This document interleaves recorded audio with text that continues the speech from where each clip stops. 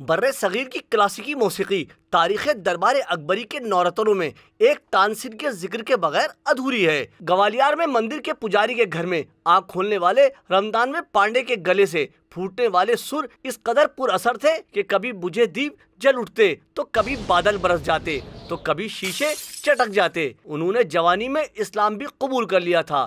یہ ان کی فنی عظمت کا اعتراف اس سے بڑھ کر کیا ہوگا۔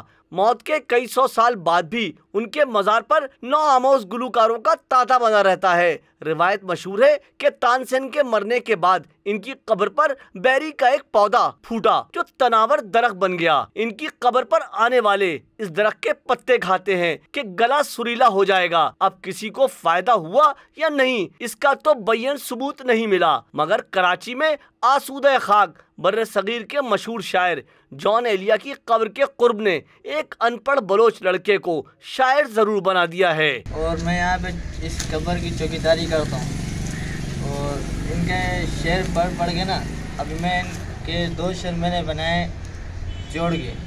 سخی حسن قبرستان میں جان ایلیا کی قبر کی دیکھ بھال پر مامور حسن علی جان ایلیا کی شاعری سے نہ صرف عشق کرتے ہیں بلکہ اپنے ٹوٹے پھوٹے شعروں کے ذریعے جان ایلیا سے محبت کا اظہار بھی کرتے ہیں۔ کچھ اشعار ان سے بھی ہو گئے تھے جو ان کی زبانی سنیں۔